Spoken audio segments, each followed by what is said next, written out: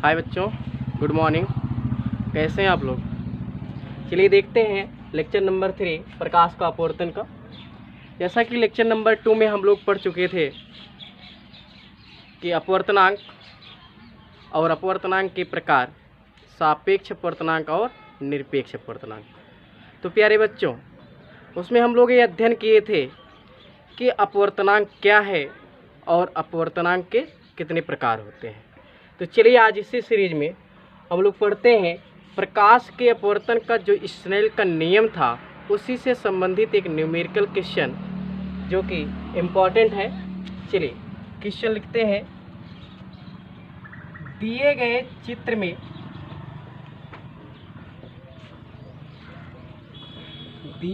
चित्र में द्रव का अपवर्तनांक ज्ञात कीजिए।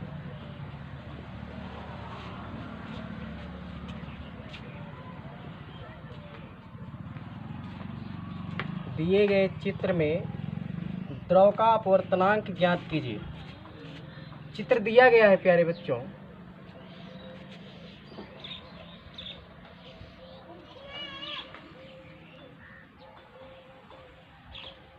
इसमें पहला माध्यम लिया गया है Y और दूसरा माध्यम लिया गया है द्रव।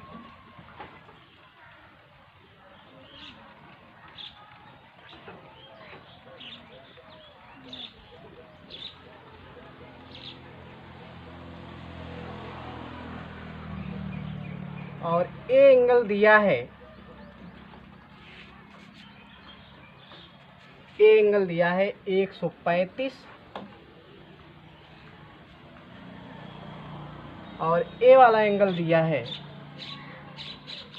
120। यार बच्चे, यहाँ से लेकर यहाँ तक ए पूरा एंगल। तो पूछा है कि दिए गए चित्र में द्रव का अपवर्तनांक क्या होगा। तो प्यारे बच्चे, जैसा कि आप लोग को पता है कि ये जो प्रकाश की किरण है इसको बोलते हैं आपतित किरण, और ये जो प्रकाश की किरण है इसको बोलते हैं अपवर्तित किरण। और ये है प्यारे बच्चों अभिलंब, जो कि अभिलंब और आपतित किरण के बीच बनने वाले कोण को क्या नाम दिया गया था? आपतन कोण। और अभिलंब और अपवर्तित किरण के बीच का कोण बनता है अपवर्तन कोण R। तो प्यारे बच्चे, ये पूरा एंगल यहाँ से यहाँ तक 135 दिया है। तो I का मान निकाला जाए तो I का मान बनेगा 135 माइनस 90, क्योंकि ये अभिलंबवत है, अर्थात इतना कोण आपका 90 डिग्री होगा। तो ये एंगल निकालने के लिए हम क्या करेंगे? पूरे एंगल में से 90 डिग्री को हटा देंगे तो बनेगा कितना बच्चों? 45। इसी प्रकार हम R निकालेंगे तो R बनेगा 120 माइनस 90, तो आएगा बच्चों यहाँ पर 30। तो प्यारे बच्चों, आपतन कोण और अपवर्तन कोण का मान आ गया। तो पूछा है द्रव का अपवर्तनांक। तो स्नेल का नियम हम लोग पढ़े थे पीछे। तो स्नेल के नियम से n बराबर sine I upon sine R। तो प्यारे बच्चे, यहाँ पर सबका मान रखते हैं। साइन I का मान बनेगा 45 और साइन R है 30। साइन 45 और साइन 30 अंश का मान रखें। साइन 45 मान होता है 1/√2 और साइन 30 अंश का मान होता है 1/2। तो इस प्रकार यहाँ पर बनेगा ये 2/√2। प्यारे बच्चों, इस 2 को हम लिख सकते हैं √2 गुणे √2 और अपान यहाँ पर √2। एक √2 से एक √2 कैंसिल आउट, तो यहाँ पर n बराबर कितना आया? √2, और √2 का मान होता है 1.414। इस प्रकार यहाँ पर द्रव का अपवर्तनांक आ गया 1.414। क्लियर? तो प्यारे बच्चों, समझ में आया? एक बार फिर से इनको हम रिवाइज करते हैं। कहा है क्वेश्चन में कि दिए गए चित्र में द्रव का अपवर्तनांक ज्ञात कीजिए। दिया गया चित्र ए है, ये पूरा एंगल दिया है यहाँ से लेकर यहाँ तक 135 डिग्री, और ए एंगल पूरा दिया है 120। तो इस प्रकार प्यारे बच्चों यहाँ पर आई का मान निकाला गया, 135 में 90 घटाकर 45 आया, फिर 120 में से 90 घटाकर 30, आई व आर का मान मिला। तो इसरेल का नियम लगा दिए, द्रव का अपवर्तनांक n बराबर sine I upon sine R. फिर आई व आर का मान रख के यहाँ पर कैलकुलेट किया गया, तो n का मान आ गया 1.414। क्लियर, समझ में आया? तो प्यारे बच्चों किताब में ऐसे बहुत से क्वेश्चन हैं, आप लोग लगाइएगा, जो ना आए कमेंट करिए, फिर आगे बताया जाएगा। तो चलते हैं बच्चों नेक्स्ट टॉपिक, और एक इम्पॉर्टेंट टॉपिक जिसका नाम है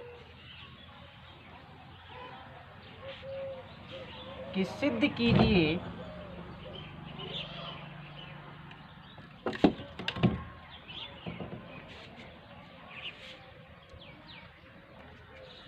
तो प्यारे बच्चों चलिए देखते हैं। जैसे कि आप लोग प्रकाश के अपवर्तन के नियम में पढ़े थे कि जब प्रकाश की किरण सघन से विरल में प्रवेश करती है तो अपवर्तित किरण अभिलंब से दूर हट जाती है।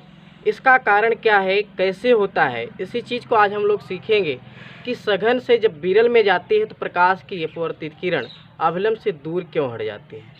और दूसरा चीज़ ये सीखेंगे कि जब प्रकाश की किरण विरल से सघन में जाती है तो अभिलंब की ओर झुक जाती है, ऐसा क्यों। तो चलिए आज इसको प्रूव करते हैं कि ऐसा क्यों होता है। तो चलिए बच्चों ध्यान देते हैं, अपवर्तनांक के संबंध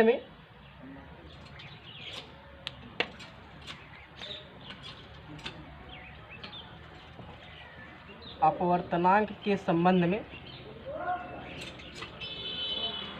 कुछ पॉइंट है।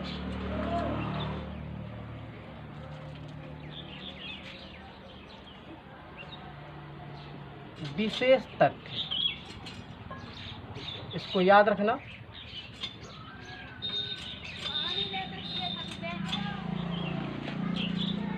प्यारे बच्चों अपवर्तनांक के संबंध में जो विशेष तथ्य ये है कि सघन माध्यम और विरल माध्यम का जो अपवर्तनांक होता है उनमें क्या संबंध है। तो चलिए बच्चों, सघन माध्यम का अपवर्तनांक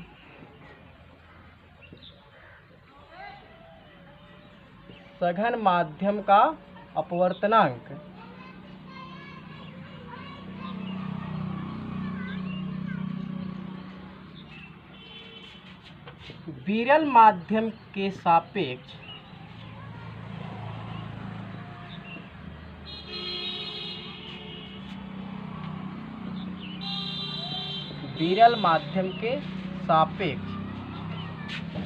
अधिक होता है।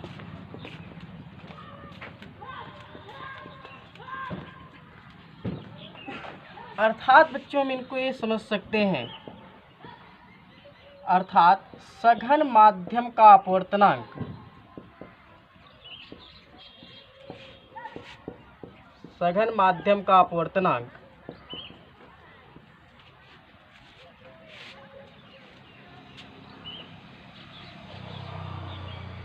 अधिक तथा विरल माध्यम का अपवर्तनांक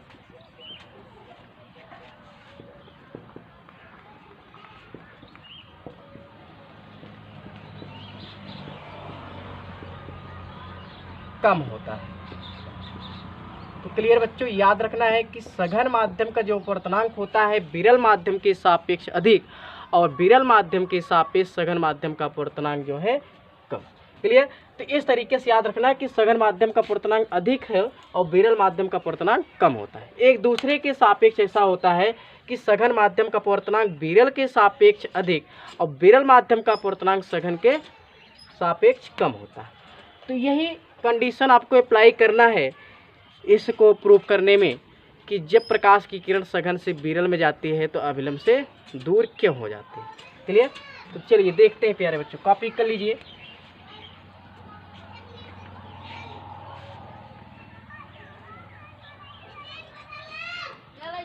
बनाते हैं प्रकाश के अपवर्तन के संबंध में। यह है समतल पृष्ठ, अपवर्तक पृष्ठ जिसे बोलते हैं M1 M2, और ये है अभिलंब N1ON2।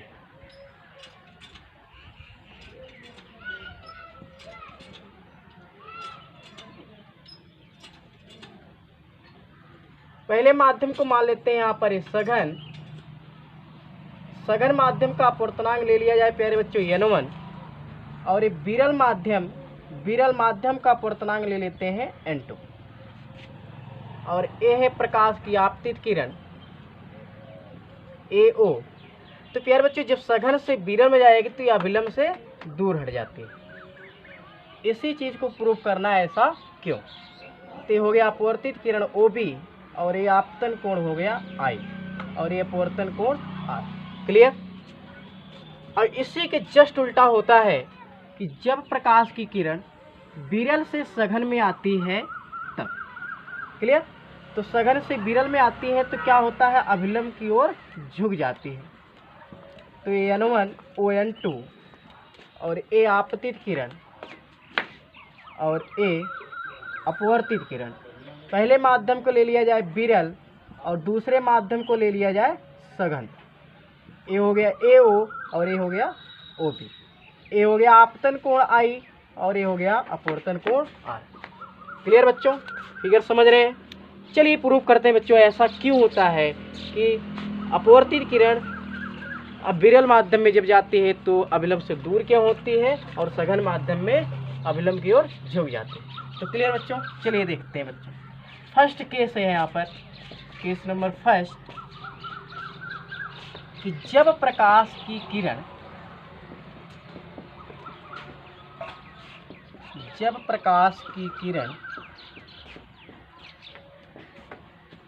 सघन से विरल में प्रवेश करे,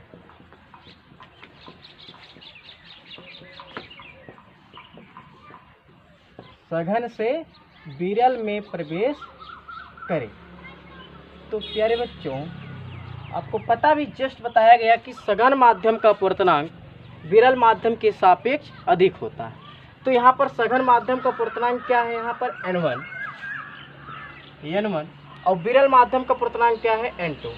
तो यहाँ पर सघन माध्यम का अपवर्तनांक विरल माध्यम के सापेक्ष क्या होता है, अधिक। इस प्रकार यहाँ पर N1 is greater then N2। Clear? समझ में आई बात? अब इनको हम ऐसा लिख सकते हैं क्या कि N1 से दोनों पक्षों में भाग दे दिया जाए, तो यहाँ पर बनेगा N1/N1 और यहाँ पर N2/N1। क्लियर? और यहाँ पर N1 से N1 कैंसिल होगा, बचेगा 1, तो 1 इज ग्रेटर देन N2/N1, अर्थात यहाँ पर N2/N1 का मान जो है 1 से कम है। या करके इनको लिख सकते हैं कि N2/N1 इज लेस देन 1।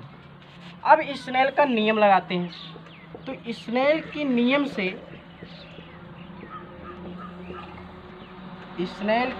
से साइन I/साइन R बराबर 1N2 लिखते हैं, या इनके स्थान पे N2/N1 लिखा जाता है, अर्थात साइन I/साइन R का मान N2/N1 के बराबर होता है।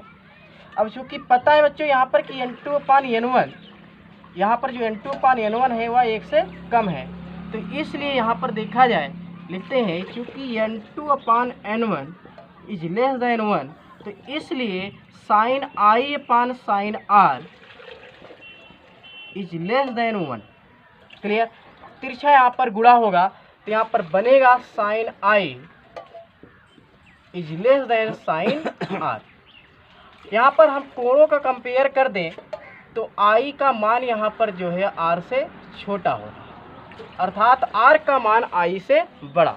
तो इस प्रकार देख रहे बच्चों कि जब I है, I का मान R से छोटा है, अर्थात R का मान I से बड़ा है, तो यहाँ पर देखा जाए तो अभिलंब से दूर हट गया है, तभी तो यहाँ पर जो है कोण बड़ा हुआ, क्योंकि अभिलंब से दूर हट रहा है।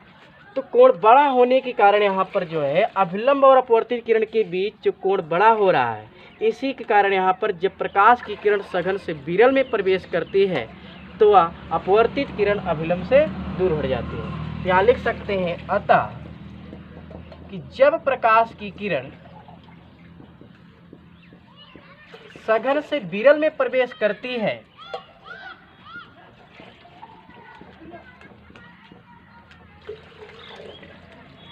जब प्रकाश की किरण सघन से विरल में प्रवेश करती है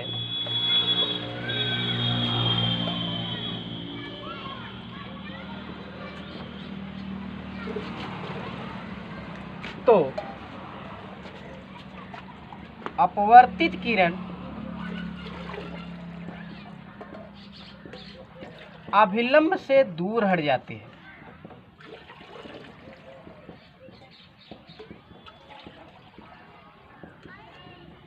तो क्लियर बच्चों, समझ में आया?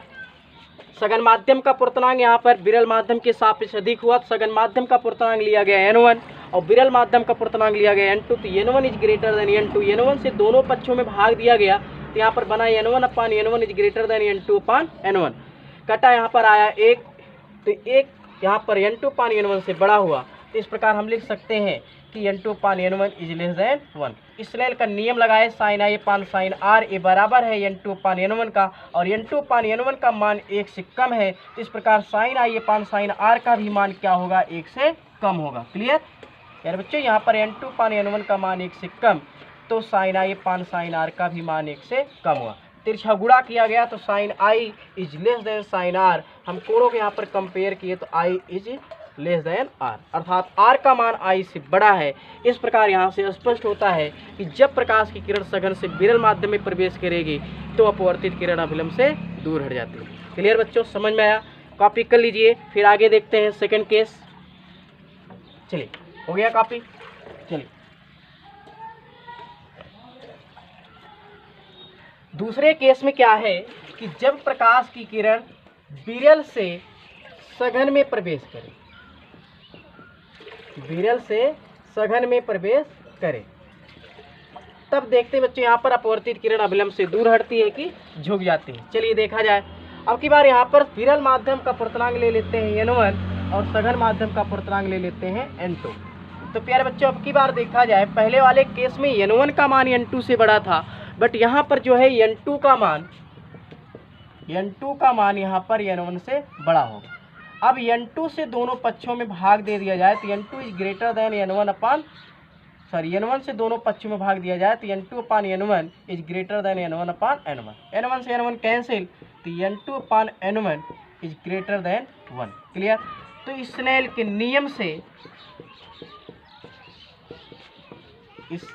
नियम से sine I upon sine are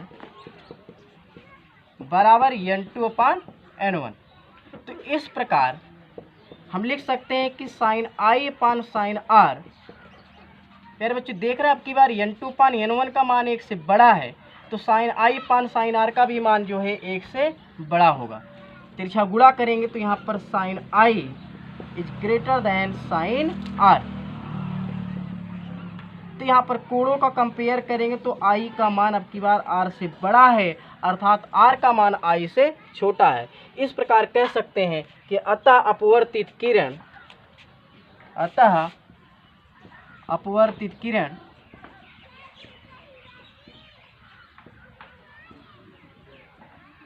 अभिलंब की ओर झुक जाती है, अभिलंब की ओर झुक जाती है। क्लियर बच्चों? तो इस प्रकार यहाँ पर प्रूफ हो गया कि जब प्रकाश की किरण सघन से विरल माध्यम में प्रवेश करेगी तो अपवर्तित किरण अभिलंब से दूर हट जाती है, और जब विरल से सघन माध्यम में प्रवेश करती है तो अपवर्तित किरण अभिलंब की ओर झुक जाती है। क्लियर बच्चों, समझ में आया? कॉपी कर लीजिए। बहुत अच्छा टॉपिक कंप्लीट हुआ। आप लोग इसको बढ़िया से नोट्स बनाइएगा और तैयार करिए। जो नए बच्चे हैं वो चैनल को ज़रूर सब्सक्राइब करें और बेल आइकन को ज़रूर दबाएं और शेयर करें ताकि और अन्य बच्चों को भी फ़ायदा मिल सके। क्लियर? तो चलिए देखते हैं।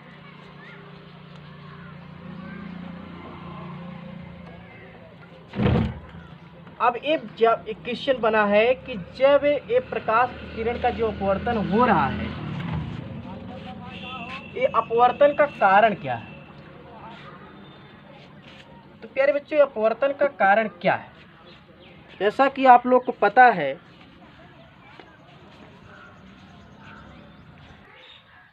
तो अपवर्तन का कारण, चलिए देखते हैं बच्चों अपवर्तन का कारण क्या है।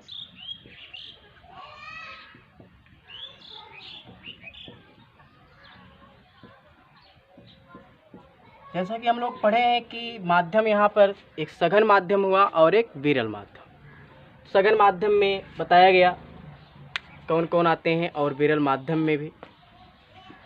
तो माध्यम में जो प्रकाश की चालें होती हैं अलग अलग होती हैं, क्योंकि अपवर्तनांक जब भिन्न भिन्न होता है तो उनकी चालें भी क्या होंगी, अलग अलग होंगी। तो प्यारे बच्चों, प्रकाश के अपवर्तन का कारण यही है कि भिन्न भिन्न माध्यमों में प्रकाश की चाल का भिन्न भिन्न होना। तो क्लियर, तो लिख लेते हैं, प्रकाश के अपवर्तन का कारण, प्रकाश के अपवर्तन का कारण भिन्न भिन्न माध्यमों में